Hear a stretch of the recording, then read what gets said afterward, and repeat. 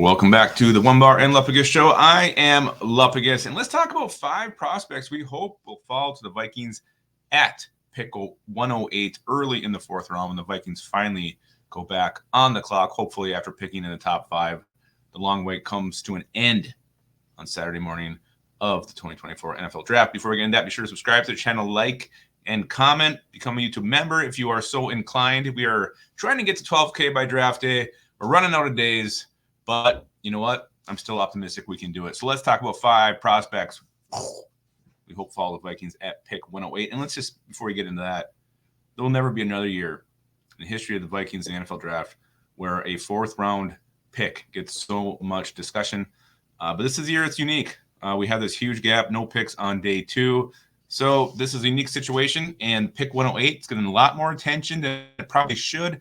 Another thing that factors into that, it's a very deep draft class. The Vikings are going to probably find a very good player at pick 108, a guy who could potentially come in and even start or at least have an impact as a rookie. So those 2 factors mixed together, combined, give us this interesting 108 pick. And let's start with a wide receiver. Let's go Ricky Pearsall, wide receiver from Florida. He is 6'1", 189 pounds. He is a route technician, very savvy, understands, doing a little fake, the shimmies, in and out of his breaks very quick. That is his strength. That is where he wins. Why may he still be available? I mean, the production just isn't really through the roof. I mean, he's never had over 1,000-yard season. He had career highs in Florida last year, but he just hasn't really exploded. He's also, kind of looked at as a slot receiver. So not everybody's looking for just a slot. There's other receivers who can do multiple things. There's bigger, faster. It's a deep receiver class too. That could push him down the board. I don't think the chances of him getting 108 are very strong, but if he does get there, it'd be a huge score for the Vikings. You can put it in the slot, bump Brandon Powell to the back of the depth chart as your number 4. Jordan Anderson outside, Justin Jefferson outside. That's pretty damn nice. I think any Vikings fan would be absolutely stoked about that. Let's go to a big, beefy, meaty guard. He's 6'3", 314 pounds. The Vikings have already met with him. It is Christian Mahogany from Boston College. Right now, starting left guard, Blake Brandel. A little bit horrifying. He's never been a starter at left guard. And that's what you're going to roll with in a season where you could be having Sam Darnold or a rookie quarterback back there slinging the rock. I would like to at least have some competition here. Christian Mahogany, he's just solid, man. He's powerful. He's strong. He can moves fairly well, too, for a man so big. So you bring him in, compete with Blake Brandel. Maybe he wins the job. Worst case, you got a high-end backup waiting in the wings. Christian Mahogany will be a huge get for the Vikings at 108 if he can slide. Will he? It's possible. I mean, guards can go off in any really order. I think that's a position kind of like running back we're going to talk about next, where teams kind of have their preferences and looking for a certain type. So it's not out of the question. Christian Mahogany makes it to 108, and the Vikings can snap him up. Let's go to the running back. Let's go to Trey Benson from Florida State. I love Trey Benson, one of my favorite players in this draft. Again, running back, not a glaring need for the Minnesota Vikings. You signed Aaron Jones, which was beautiful. You got Ty Chandler, who showed plenty of flashes, enough to at least compete for a starting job, or maybe think you got somebody there. But why not take Trey Benson? Aaron Jones is only here for 1 year, so you don't know if he's going to be here beyond that. He's always hurt. Benson doesn't have a lot of tread on the tires. They didn't use him a ton. They didn't rely on him at Florida State. But, man, he's so damn explosive. He's never actually had a 1,000-yard season. But you look at the touchdowns last year, 14 touchdowns. He also caught 20 passes, scored there as well. He's a dual-threat dude. Runs with power, runs with speed, runs with great burst and acceleration. He gets me excited watching his highlights. And I know it's kind of a luxury pick for the Vikings to make, especially when you have some holes you have to fill. How do you pass on a guy at 108? I mean, you pick again at 123, you can fill a need there. So I think they could actually go luxury a little bit. And if Trey Benson's there, you got to pull the trigger. Will he be there? I don't know. Like I just mentioned before, I think running back's a position where, other than there's a couple no-brainers at the top, I think it can go any way depending on what teams prefer, what teams are looking for, what teams want. Jonathan Brooks, Trey Benson, kind of the unanimous 1 and 2, whatever order you see him in. And then you got Jalen Wright, the versatile kind of a pass-catching back out of Tennessee. He's usually the 3rd one, maybe even higher on some boards. But Marshawn Lloyd from USC has been getting a lot of love lately. We'll see how far he scoots up the board. There's Ray Davis as well. So, it's possible Benson's not one of the first 2 backs off the board. Maybe he's the 3rd or 4th, and maybe that's, pick 108 right in that area.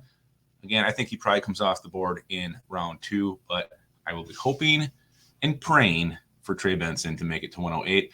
Let's go to some beefy men on the defensive side of the football. Let's go with Michael Hall Jr., the defensive end from Ohio State, D tackle, whatever you want to call him, 6'3", 290 pounds. This dude plays with fire. He's like a dog out there. He's mean, he's tough, he's nasty, he's quick, and he can get the job done. I think in the Viking scheme, you put him out at 5 tech. He plays that end position. If you do 4 men, then you move him inside, let him do his thing. Talent-wise, I mean, he's a little undersized. The 6'3", 290, not really ideal, but talent-wise, it's there. Like, he should probably be an early second-round pick just based on what he can do. There's some character flags with this guy. Apparently, he's not the best in the locker room. I couldn't really find out what those were, but that doesn't concern me. I think you get around some veterans, you can whip this guy into shape. Harrison Phillips can smack some sense into him if he starts melting off or some shit. But that's what could get him to round 4, is a little bit undersized, and the fact that he does have some character red flags. Vikings never seem to take a flyer on any of these guys. You got a really nice locker room. You got very kind and loving head coach in KOC. Maybe you need a guy who needs to get, gets everybody riled up and cause a little trouble. Maybe that's not a bad thing to throw in here. Again, it's a 4th-round pick. If he is too obnoxious, you come in a couple years. But I love the upside here with Michael Hall Jr. I think he can be that dog that we need on the front of this defensive line that we just have not yet had. So I'd be all for it if he can make it to round 4. That may be why he gets there. There's also some production, like really for what he can do. His best season was 4.5 sacks. I think he had 1.5 last year. And you watch his highlights, like almost every other play, there's a flag on it. I don't know if he's causing those or what, but I think some of the plays he made were plays that were taken back due to penalties. So Michael Hall Jr. definitely on my list to make it to 108. And number one with a bullet, no question about it. It's the big old boy from Texas, the 6'4", 362-pound behemoth, T'Vondre Sweat. God, I'll be hoping he falls down the board. Why? Well, the recent DUI that he just had during the draft season, when everybody's watching you, everybody's paying attention to every move you make. You go ahead and do something like that. Not a good look. There's also rumors that he loves to party. He's a party animal, this big old man. I bet he does a hell of a cannonball, shirtless, bottomless, into the pool. But, I mean, just what he can do. He can plug the running game. He is athletic enough to provide some interior pressure. You put him in there, no one's going to be able to run on you. You put his arms up. He's got big old arms, knock down passes. He could be the anchor to this line. You put him in the middle. Harrison Phillips can play end. You're filling 2 needs with 1 pick. It would be glorious. And if he starts to get down in late in round 3, trade up, go up and get him, bring T'Vondre Sweat home. Could you imagine getting our quarterback of the future, whether that's Drake Mayer, J.J. McCarthy, and getting T'Vondre Sweat? Everybody should be praising Kwesi and kissing his ass if that does come to pass. So T'Vondre Sweat, to me, number 1 guy I'm hoping could fall. If he gets to 108, we have to take him. And maybe even close, you trade up and grab him. I think he's going to have that kind of impact for the Minnesota Vikings. All right, those are 5 prospects we hope will fall, or I hope will fall to pick 108. Onebar may not or may agree with all these, but he's not here right now, so it's my list. This is what I'm going with. Let me know in the comments some prospects you hope fall to 108.